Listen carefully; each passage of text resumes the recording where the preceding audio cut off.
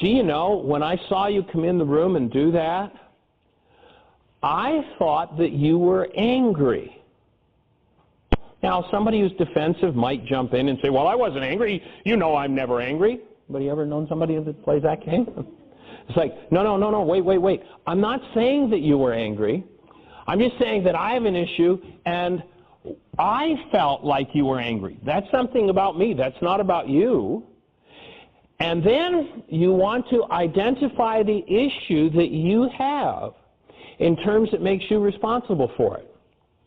And so oftentimes people's communication will end with, and you were angry, as though that's the problem.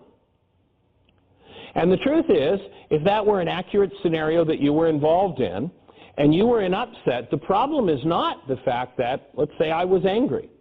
That's not the problem. The problem is that my anger triggered fear in you. So when you're doing the subjective observation, you're using language that reflects that this is about a reality in your mind. I'm not saying you were angry. I'm saying I felt like you were angry, and that's not the issue. What I'm realizing is that I was afraid. Now you're starting to describe your issue. And when in communication there is a conflict, there's an interesting thing that happens. We usually have two people involved in a conflict, and what happens is person one in the conflict has an issue and a problem reality. And all of their words try to convince person two that it's their fault. Person two at the same time has a problem reality, and all of their words try to convince the other person that it's their fault. So person one stands insisting that person two should fix what's going on in their mind. Person two stands insisting that person one should clean up their act so that person two won't have an upset in their minds. But remember when you looked at the two-door igloo up there? The two-door igloo came from the content of the mind looking at the situation. And when I recognize that I have a painful reality in me, if I'm going to blame everybody else for it, probably most people are going to go in the other direction. Because most people, when they were little people, tried to fix other people's realities and figured out you can't do it. And all you can do is lose. In fact, most people, when they were this high, made up realities. When they tried to fix it for somebody else of, it's hopeless, it's helpless, and it's all my fault. And the minute you start telling somebody else that they're responsible for what's in your mind and that you're supposed to fix it, that usually triggers in most people, hopeless, helpless, it's my fault, and they want to leave. But your communication is about wanting to keep somebody there with you. Your communication is about creating an interaction where each person can place the reality in their mind intact into the other person's mind. You do that by using words that describe the content of your mind as though you know it's the content of your mind rather than something that's all their fault. So we're turning around the communication of the world. Because when you recognize that your mind is an evidential device and you use projection communication, you made me mad, here's what happens. You hide the part of your mind with which you create your anger, and you use that part of your mind and you put it into your brain's image of everybody else. And so now all of a sudden everybody else is responsible for your anger. Guess what you just did? You made it impossible for you to ever heal your anger. As long as you hold your mind in that posture and you use projection language, you made me angry, you're saying, mind, build me a reality about them that shows me that I have nothing to do with my anger, that it's all their fault. Now, the person who knows that they're responsible for their own upset, their own anger, their own sadness, their own fear, is going to use responsibility communication. And responsibility communication is going to look more like, you know, when such and such happened last night, that brought a lot of anger up in me. and I really want to be responsible for and heal my anger. Would you support me in that? Now just check out how that feels. Let's imagine that any one of you watching this video right now or here in our audience, we're in a one-on-one situation, and in one case, I communicate with projection communication. You know, what you did last night was really nasty and things better change around here because you really peeved me. How does that feel to everybody? Does that warm the cockles of your heart and make you want to be right here with me and support me in my process? Not highly likely. But let's change that to some responsibility communication. You know, last night when thus and so happened, anger came up in me. And what I know is I really want to be responsible for and heal my anger. Would you support me in that? How much easier is it going to be to stay in relationship in that situation than the one where somebody's wagging their finger in your face telling you it's all your fault? It makes the difference of aliveness in relationship and death of relationship. Now, if you think about the family home that you came from, the school system that you came up in, the entertainment world that you see, the educational world that you were in, how often in any of those worlds, when you saw two people in communication with each other over an upset, did one of them turn to the other and say, you know, when you did thus and so last night, I had a lot of anger come up in me, and I'd really like to be responsible for and heal my anger. Would you support me? How many saw that as the way behavior was modeled in your world? It's virtually unheard of in our culture because our whole culture is about projection language. The whole language base of our culture is, you made me mad, you made me sad, you made me afraid, it's all your fault. And so, of course, everybody's going around holding that it's everybody else's fault because they just told their minds to show them that it's everybody else's fault. Now, I have a question for you. If you lived in that world of it's everybody else's fault, how is it possible that they could be the one with the problem when you're the one with the pain? Something about that doesn't make sense. When you're in pain because there's an energy happening in you that doesn't belong in you. When you're in pain, it doesn't mean that somebody else did something wrong. Now, they may have, but them doing something wrong is not the cause of your pain. The cause of your pain is the fact that there is an energy in you that doesn't belong in you, and you'll keep that energy hidden from yourself as long as you use projection communication. And in fact, when you hold something painful in you that you don't want to deal with, that you don't want to look at, here's what happens. I had the privilege about 20 years ago of getting to do some work with a gentleman named Marcel Vogel, who was a 23-year senior scientist from IBM. Marcel had instrumentation in the laboratory with which to take the picture of the high energy waves that leave the mind when we think a thought. Literally, if you hold something painful in you that you don't want to deal with, and that you keep doing projection communication about, every time you communicate about it, that energy in you is intensified. Marcel Vogel would be able to take a picture of that intensified energy. And that intensified energy sets up a wave that literally resonates or draws somebody to you to play that out with you.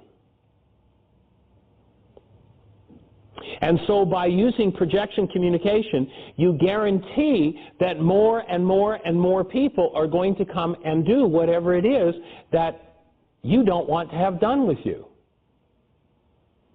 In fact, if there's only one person on the planet who's capable of playing that dynamic out with you, you're going to set up a resonance that will draw them to you. If that one person is in China today, they don't know what it is, what the energy is that inclined them to get on an airplane and go to New York and arrive there the same day you happen to be going to New York.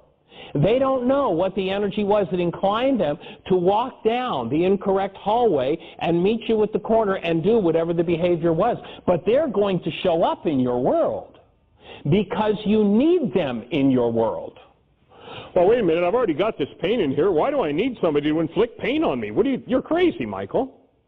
No, as long as you've got pain in you, you need somebody who will show you your pain so that you can change your mind about it, so that you can bring it forward to love and transform it. You need those people who can show you those parts of you. And life guarantees to provide you that, because the purpose of life, once you put something into your structure that doesn't belong there, is to kick you right square in the limitation, to show you exactly what you're holding on. And when you hang on to that, when you hang out with that continuously, you're always drawing somebody in to play it out with you. So if I come in looking angry and you go into terror when I throw the eraser, your issue is not my anger, and that's where most people want to stop. Your issue is your terror. Most people don't ever go that far in their own minds as to identifying their issue. They stop short with, well, the problem is what they did out there. No, 100% of the time, if there's pain in you, the problem is what you're feeling in here. And it's not until you communicate accurately that your mind can show you that. And once you communicate accurately and your mind can show you that, then and only then can you correct that part of your mind.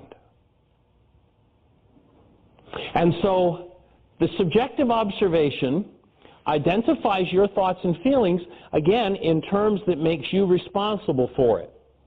And if you, the idea of this step is to reflect and own your reality, not to prove that your reality is true about them.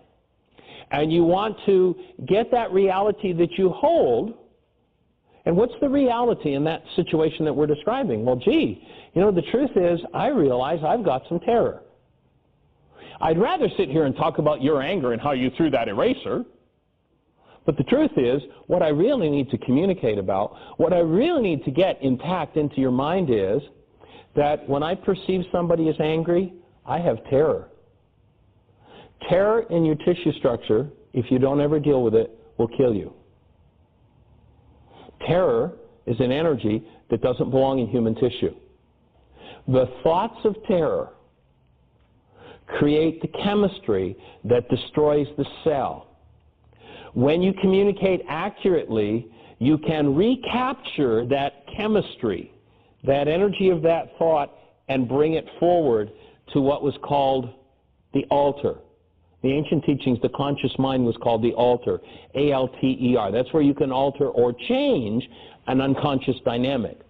So as long as you keep your terror hidden, then it's eating away wherever it's stored. The idea of responsibility communication is, if I have terror in me, I want to know it. I want to access it. I want to bring it up out of my cellular structure, and I want to be done with it. There's a really powerful beatitude that goes into that. It's interesting, and again, talk about translations earlier. In the Beatitudes, we're told that each of the Beatitudes starts out with a statement that says, blessed are they. Blessed are they, blessed are they, blessed are they. This has got to be a really important idea, because this is Yeshua's first public teaching, and he uses that term repeatedly. The word, interestingly enough, in Aramaic is the word tuvehun. There is no justification for translating that word as blessed are they. None whatsoever.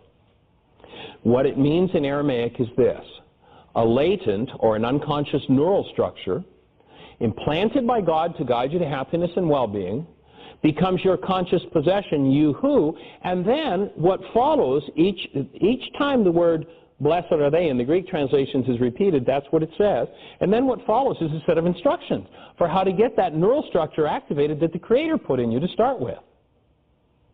And the beatitude that traditionally is translated as, blessed are they mourning their wrongs, for they will be comforted. In Aramaic, here's what it translates: a latent neural structure implanted by God to guide you to happiness and well-being, becomes your conscious possession. You who love truth, you who look into your errors in thought and the errors of your society, for you will be cured of mental stress. That's what he said 2,000 years ago. He was teaching you how to heal your diseases. He was teaching you how to access the mind energy that created destructive chemistry that would destroy you. And that if you love truth enough, and you're willing to look into your errors in thought and the errors of your society, what you would do, you would be able to recapture that destructive chemistry that is in the cell, bring it back to mental awareness, and transform it. This is another piece that Paul had where he said, be transformed by the renewal of your mind. The steps were about reaccessing hidden parts of ourselves and cleaning them up so we could heal. And projection communication guarantees your inability to heal. Responsibility communication shows you the parts of you that are in need of healing, the parts of you that you need to recapture. And by taking responsibility, and a lot of people interpret responsibility as, well, are you saying I'm to blame for this? This is all my fault? Notice there's nothing in the word responsibility about fault or blame. Responsibility is simply a tool for accessing a hidden part of your mind. And when you can access those hidden parts of your mind, then you can clean them up again. This set of tools, responsibility communication, we've done 3 steps out of 7, shows the beginning point of how to access hidden parts of your mind. How to get to the point where you love truth so much that you are willing to sacrifice your story about being an innocent victim and how it's all everybody else's fault. Again, the average person who has terror about what they perceive to be someone else's anger never looks at, acknowledges, or communicates about their terror, and therefore never gets to clean it up. In the Aramaic language, the word forgive has nothing whatsoever to do with letting other people off the hook because you have something painful happening inside of you. And the whole communication system of our culture is used to keep things hidden from ourselves. And what we hide from ourselves is what creates our diseases. So by loving truth enough and communicating responsibly and owning our own issues in a situation, we give our minds permission to take things that perhaps have been hidden from us for generations, bring them back to awareness. Some of those things we made up when we were 2 and 3 and 4 and didn't have a clue as to what was going on. Some of those things came to us genetically. It's time for us to become aware of those things again. This set of tools allows that. Let's take a short intermission. So we've looked at the first 3 steps of responsibility communication, and then the 4th step, you get to say what you want. Number 4, what I want. And at this stage, what most people do, their natural form of communication is, of course there's an upset, so there's some form of hostility or fear, so all they want to do is solve the problem. And the problem is, you came home angry. If you just never come home angry again, everything would be fine. So they think what they want is to solve the problem. What we're going to suggest to you at this stage is that problem solving is the last thing you want to do. Because you draw to you the experiences you have because you need those experiences, and when those experiences bring pain to you, you need to be about healing your pain. You don't need to be about changing their behavior so that you never get to deal with your pain. We do a workshop called, well, actually it'll be the workshop we're doing this evening, right after this, on codependence. And what we'll see is that when one lives out of that codependent state, in that codependent state, they're limited in their behaviors. And one of the things they think will solve all their problems is if they could just control everybody in the world. And people who live out of that state of what we call non-being would simply control everybody so that nobody would approach and show them the part of themselves that they need to be responsible for and heal. And so by controlling the world, they would assure their own death. Because the energy they need to heal is their physiological disease. What we're suggesting you want to do is, in coming from being, you want to own and be responsible for and find the parts of you need to heal, and with your communication enlist support for healing those parts of yourself. And so step 4 is a request that always relates to receiving support and healing the issue you described in number 3. So what I want is, and it relates to having support for healing.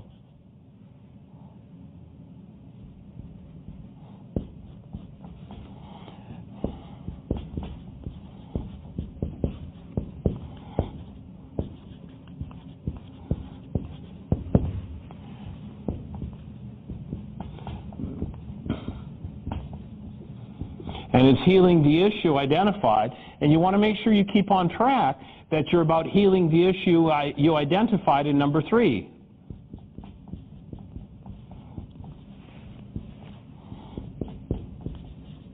It's not about changing them. It's not about manipulating them. It's not about getting them to never come home angry again. It's about how do you gather support for finding the part of you that attracts that behavior repeatedly.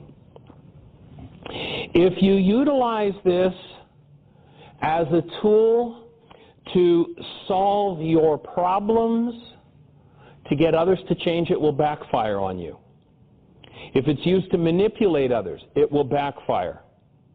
The more specific you are in identifying your painful reality in this situation, the more powerful this will be in your healing process. And if you don't get the support you want, at this stage when you own it and you say, gee, I had pain, this brought pain up for me, there are going to be some people who say, all right, good, I'm delighted. That's exactly what I wanted for you. Well, that might be the place to start looking at what's the part of me that attracts people who don't support me? Why do I feel like I need to be in a space of no support? And it might be a place to turn to one of the other tools. You might pick up the reality management sheet. You might pick up the commitment from the Healing Through Relationships workshop. And so this isn't the only tool that we're offering. There's a whole range of tools. And of course, this would tend to be a tool you would use more often in situations where you've got some cooperation, where you can elicit some support for healing. And so if you don't gather support, then you start looking at what's the part of me that I need to heal that feels like I don't deserve support because I'm obviously not creating support in my world. And so it becomes a big clue. Now the next step in the process of healing can be an extremely difficult step, because what you have to do is you have to actually listen to the person you're talking to as though they were intelligent. And they might have some answers for you. Now, your mind believes that they're the problem because you're able to hide the part of you that's in need of healing. When you bring two people together that are in conflict, you've got two people who have painful realities that they need to be responsible for and heal. When they set up responsibility communication, they'll stop playing the game of, I think you should change my mind, and this person says, and I think you should change my mind, and so neither mind ever gets changed. Into a cooperative effort where each takes responsibility, and person one says, I realize I have a painful reality, and I really want to be about healing that. Would you support me? And person two says, and you know what? I have a painful reality too, and I'd really like to gather some support for healing that. Let's join in support of doing that, rather than each one standing insisting that the other one's got to fix our mind. So you actually treat this person as though they've got some intelligence, and the person who can resonate the problem that you have is very likely the person who carries the energy of the solution, if you can set up an actual healing situation. So you start number 5 out with, do you have any ideas? And the reason you do that is because if you're in pain, and a lot of people say, well, you know, I know what my problem is. If you knew what your problem was, your problem would be solved. The minute that you have a problem and you're in some kind of turmoil or pain, and you hold that you already know what your problem is, you're lying to yourself. You don't know what your problem is, or you would have already taken care of it. Your non-being mind, this mind of hostility and fear, says, I know what the problem is, and that's its total projection.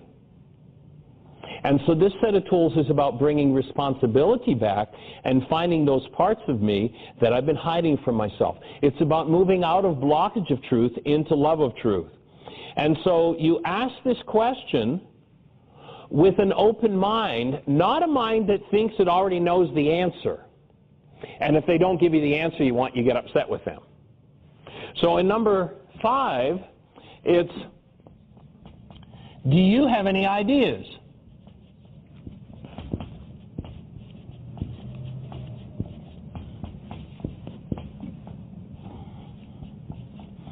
Now, in the situation we talked about with the eraser and all,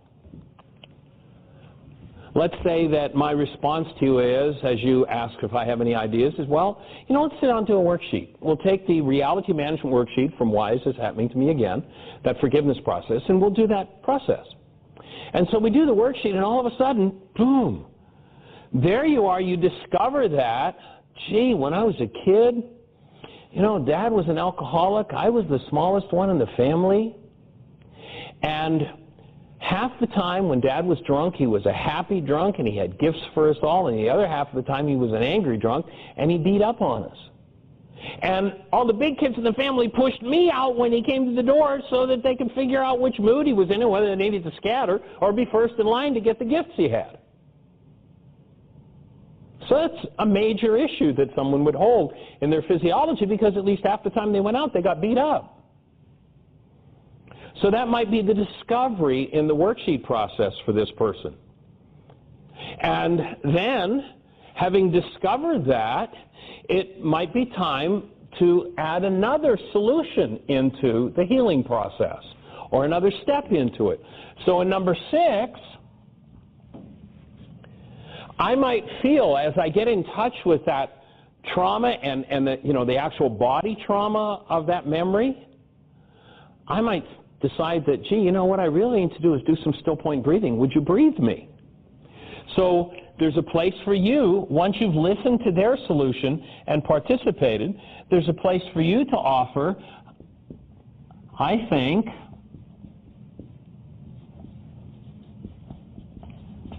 what would help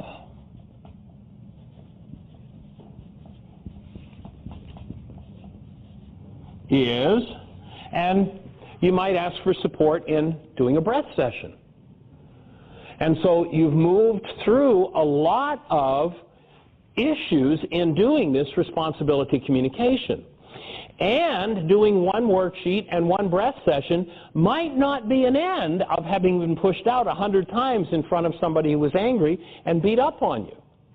So then in step 7, the final step in the process of responsibility communication is there might be need for problem solving.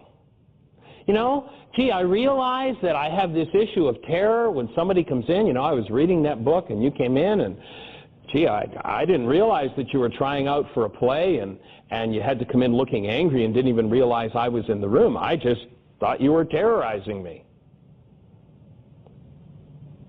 And so how about, now that we've discovered I have this issue and it might be one of my 77 times 70 worksheet issues, this isn't going to all disappear in one session.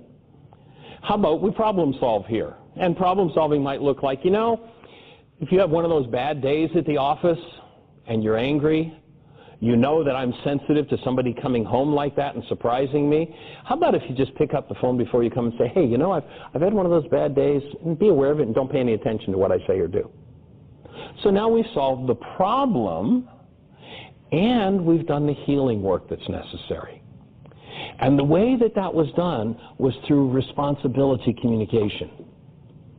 Once somebody can, without blame, put the reality that's between their ears into the mind of another person, understanding unfolds.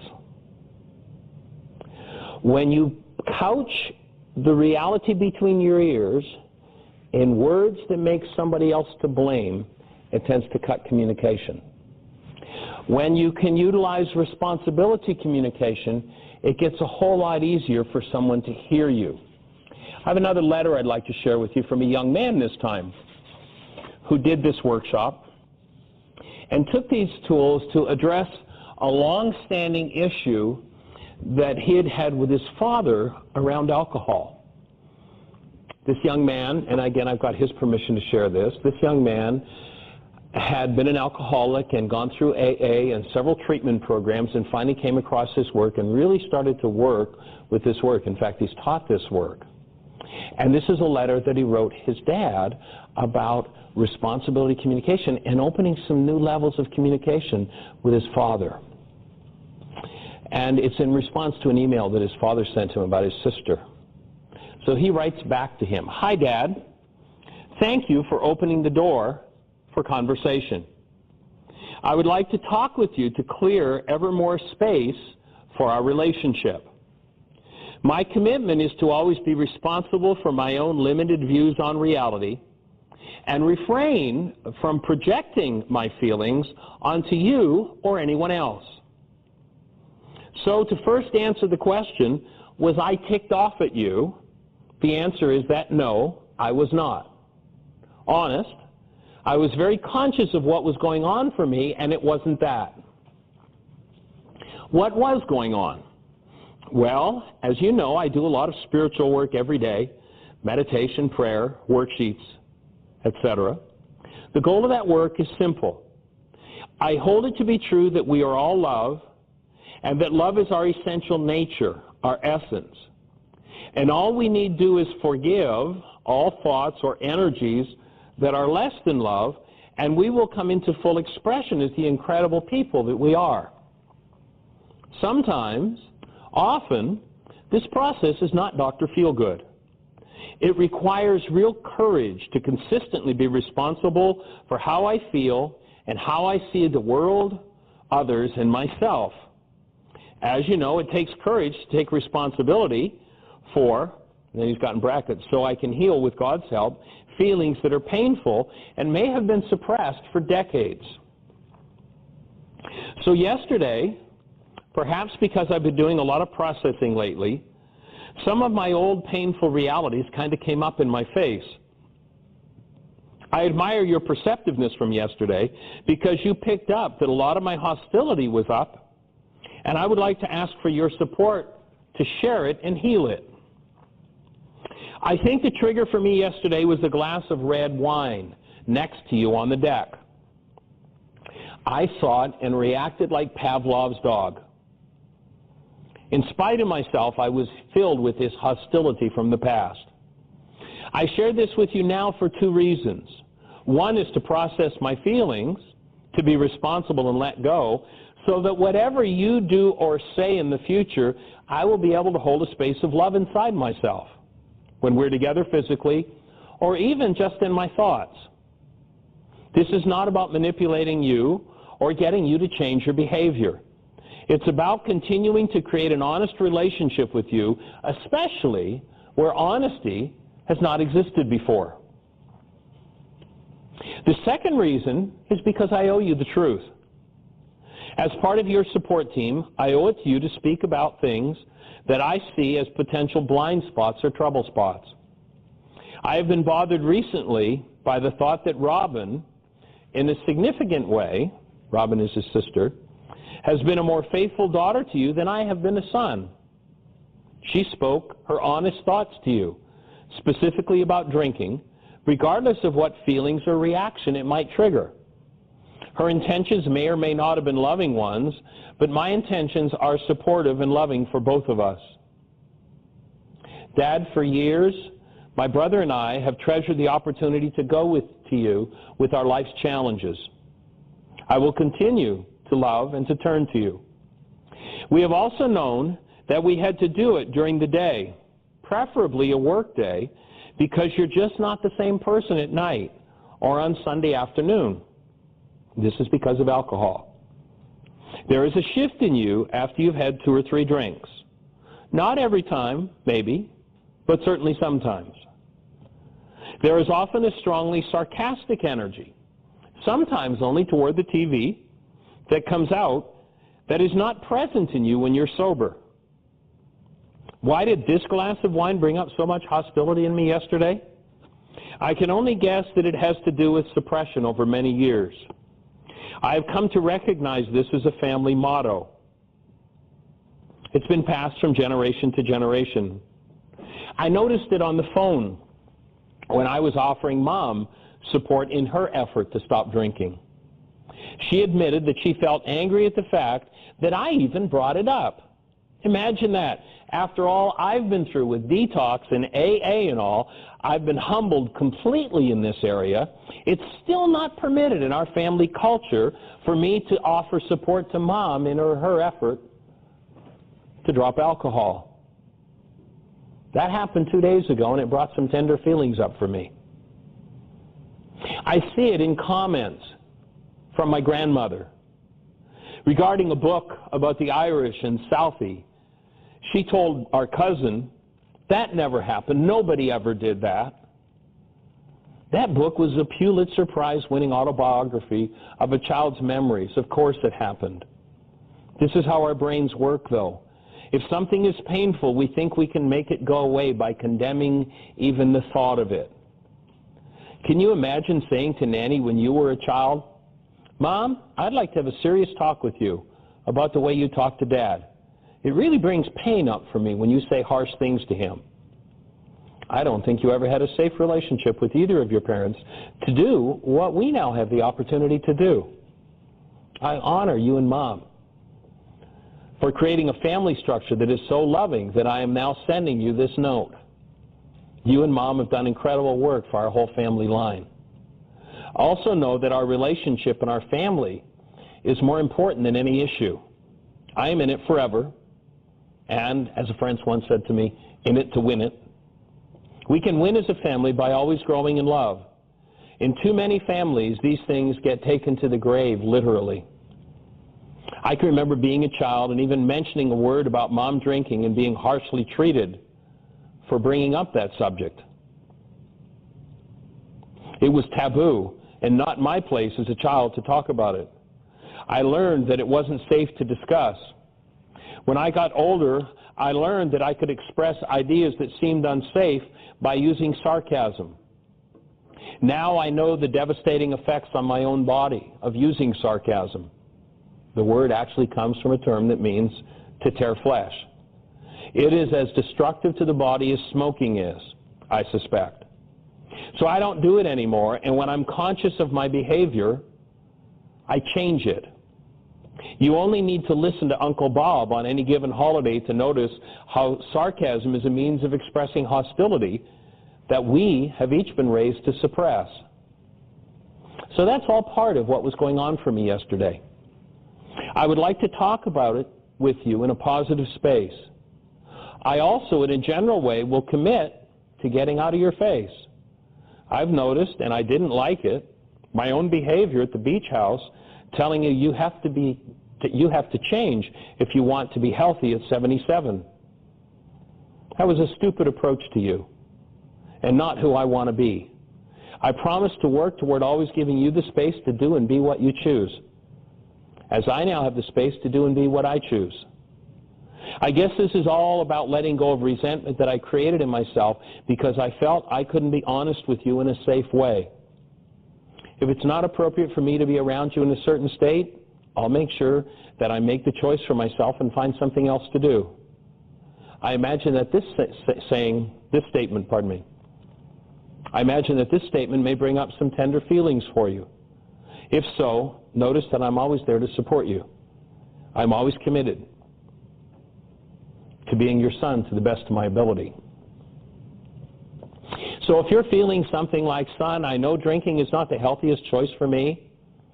I have thought about stopping, but I think my life works fine with it and I enjoy it, then I can support your right to choose and I begin to truly mind my own business, knowing that you know where I stand and being free from pretending it's not a factor in my life or our relationship, because it's been a huge factor. I'm 33 now. I'm responsible for me. You are responsible for you. In that context, I'm ready to start again and support you in any way I can, with love. How many of us have ever had a challenge with a family member that included issues at that depth? Maybe not that particular issue, but issues at that depth. And the minute we opened the door to communication, the communication was about blame and what they had done and how they destroyed. Do you see the shift that takes place when this young man has the courage to take responsibility? And as you think about the stages and the steps in that letter, how huge the issues are that he's just finally faced at the age of 33 and worked through right there in 2 pieces of paper. Issues that, as he says, oftentimes go to the grave with us. Communication is such an important key in our relationships that without it, relationships wither and die. Projection communication causes the death of relationship. Responsibility communication not only brings relationship back to life, but it opens the internal dynamics of the person who's doing the responsibility communication so that the hidden parts of their minds can be seen. And when those hidden parts can be seen, they can be changed. We can move out of the world, I'm right, you're wrong, it's settled, why argue? And as we do that, we can undo a lifetime of issues that have come from a multitude of generations. Because on an energetic level, we inherit the ways of dealing with things that our parents had and their parents and their parents. And we tend to pass those on to our children. When you recognize that the mind is an evidential device, and you start to speak responsibly through it, you give it permission to see evidence totally differently. How many young men have raged at their fathers for their alcohol use and shattered their family systems? That letter that I wrote earlier, how many people in business situations, when they were unjustly accused, which that young woman obviously was unjustly accused, how many people just destroy what potentially holds great gifts for them? And as she was able to utilize responsibility communication, she opened some doors in business situations that otherwise she could have just slammed shut and been angry about for the rest of her life, held resentment about. And resentment, I would offer, you know, there's a lot of conversation in the culture these days about flesh-eating bacteria. Guess what's going to create an environment on a cellular level for that kind of an organism to thrive? That's exactly the thing that's going to create the ideal environment. You know, there's that old saying, if you feed them, they will come. When you put an energy into tissue, we talked about Bruce Lipton, cell biologist, you think a thought, produces a neuropeptide, the neuropeptide becomes the chemistry. If you put destructive chemistry into a cell, that cell starts to deteriorate, and that cell becomes food for the bacteria that go along with deterioration. When you can recapture through responsibility communication that which, when we look at the tiny, you know, an energetic wave. They talk about the quantum waves. A quantum wave, when collapsed into a cell that is of a destructive nature, looks like a thing we call a chemical. But when we can communicate, what we'll find is, when we take that out of suppression in the cell, we stop the deterioration of the cell, we access and bring it from its collapsed so-called chemical condition back to the wave, and the wave can then be removed from the structure. In the ancient Aramaic language, removing from your structure those waves that never belonged in a human structure becomes key. And the forgiveness process. If you haven't done the workshop, Why Is This Happening to Me Again?, I suggest that you get some materials on that workshop. You can go to our website, download and read the book for free. Get the instructions on the forgiveness process. It shows how to take all of those waves that we've collapsed into our chemistry that supports, because there's degeneration happening and there's certain organisms that feed on degeneration, that supports us being able to access those parts of ourselves and bring those parts forward for healing. When you unload what does not belong in the cell will naturally go back and rebuild itself. Because, if you look back, people will say, well, this person has a diseased heart or lung or liver or what have you. If you go back to the single cell at conception, there was no heart, no lung, no liver. What was there was an energetic pattern and an intelligence that built out of that energetic pattern a heart, a lung, or a liver. If someone puts into that heart or lung or liver an energy that doesn't belong there, then a degenerative process starts to take place, which we call disease. And all that's happening in that degenerative process is the power that continuously rebuilds each organ. If you look at soft tissues, depending whose numbers you take, somewhere between 60 and 120 days, every cell of every organ in your body, the soft tissue in your body, is totally regenerated. It's totally rebuilt. Now, it is either rebuilt according to the original perfect set of instructions, or if you've overlaid hostilities and fears upon it, those instruction sets are deteriorated and the resulting organs are deteriorated. When we can go back and recapture those energies with forgiveness and with responsibility communication, we literally remove those instruction sets that cause the deterioration, and the next generation of cells come out healthier. Now, most people think that that process has to do with time, because usually they watch it happening over a period of time. Well, 10 years ago this guy had a healthy liver, and here he is now, and it's degenerating. It must be because there was 10 years in between. Well, it's interesting, in the Chinese language, the word for liver is the same word as the word anger. And if someone is continuously loading their liver up with anger, then their livers will start to degenerate over time. But time has got nothing to do with it. It's got to do with the qualities of energies that go in and interfere with the instruction sets for rebuilding. Responsibility communication allows you to recapture those instruction sets. And if they're no longer appropriate, if they come from hostility or fear and do not support your being, then by recapturing them, you get to forgive. You get to remove what never belonged in your structure in the first place. And that's the whole goal of this work, is to take us to the point where we can do that. Now, if you're going to take this set of tools, or as you take this set of tools, one of the things that tends to happen is people take real-life situations where they have real-life emotions, and the first time out of the chute, they take this and they go, now I'm going to do responsibility communication with you.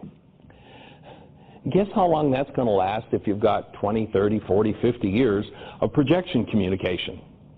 It's going to last until the first emotion comes up, and you're going to be right back to the old pattern. So there's a rule that goes along with using these communication tools, responsibility communication, and I call it the rule of the 3 Ps. Practice, practice, practice. You want to go to work with these tools, and you want to use them in a way that you're not confronting real-time emotional issues for you.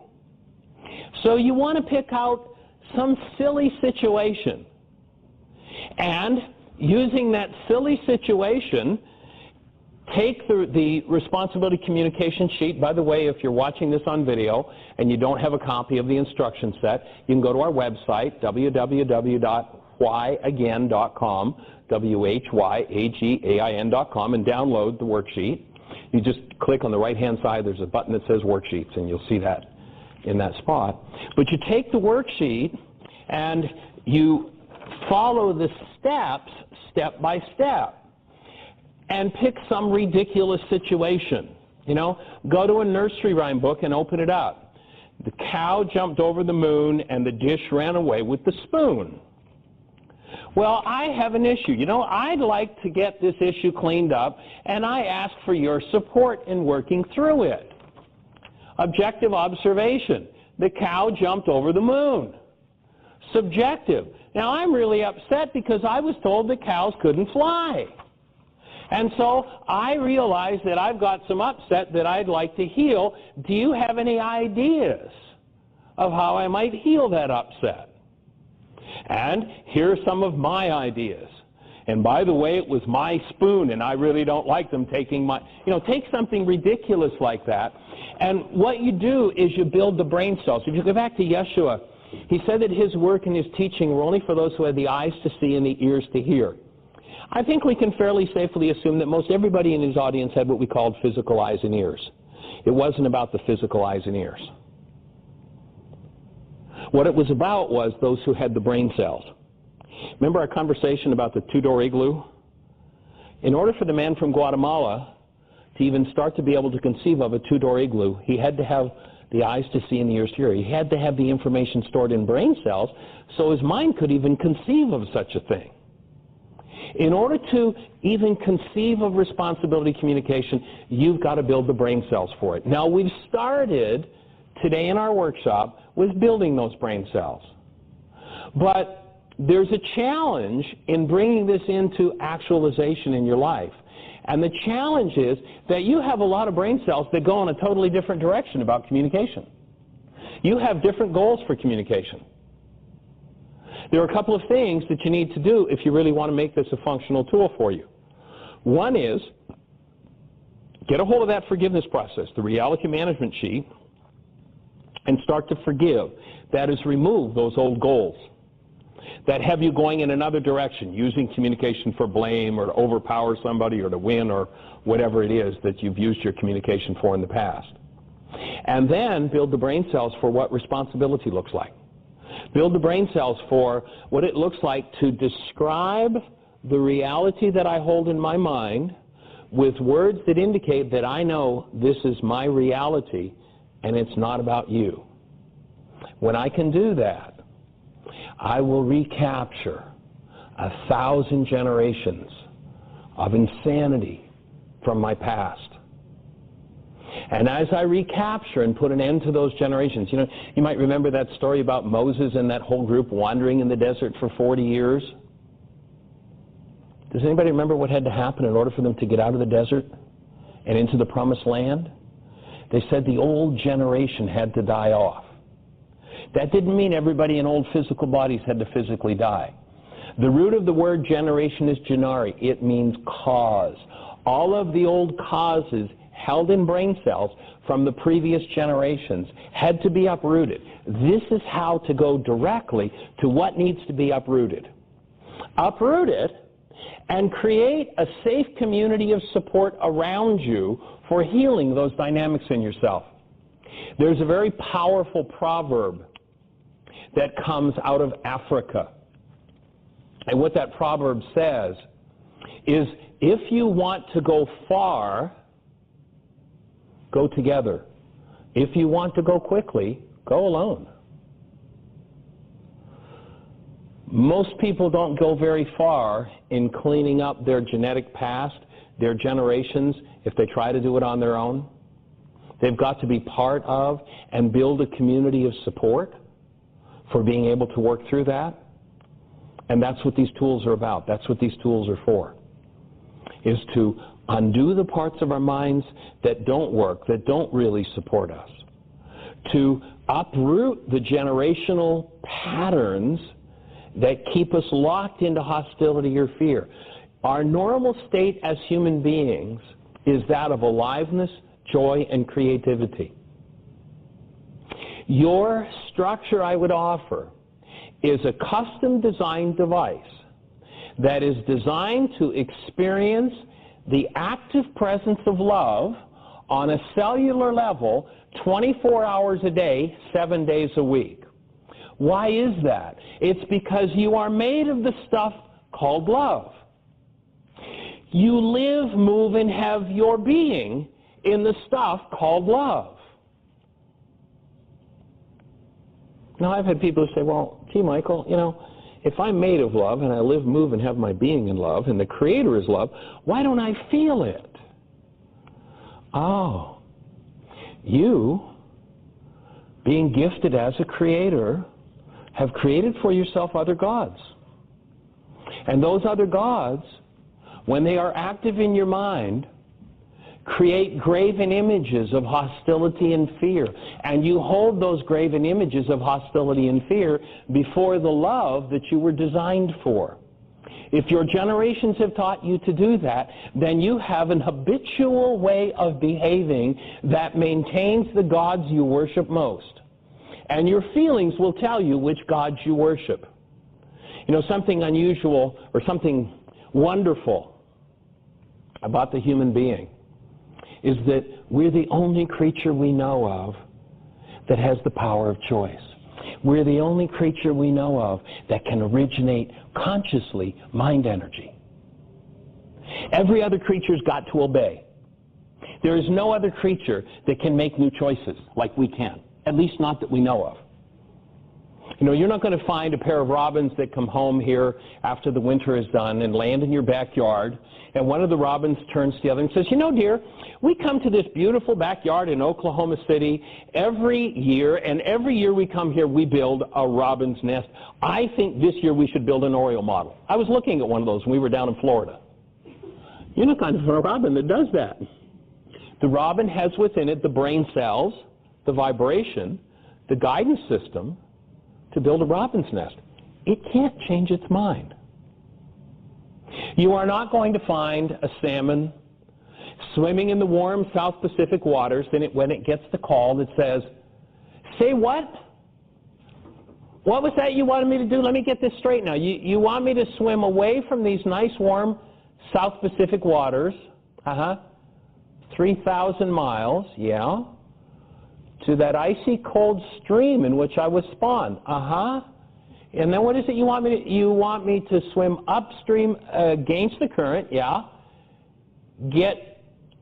let me get this clear, you want me to get beat half to death on the rocks, lay eggs, die, and as my body breaks up, the hatching eggs will eat my flesh and become the next. No, I think I'll stay here. You're not going to find a salmon that says, I'm going to stay here.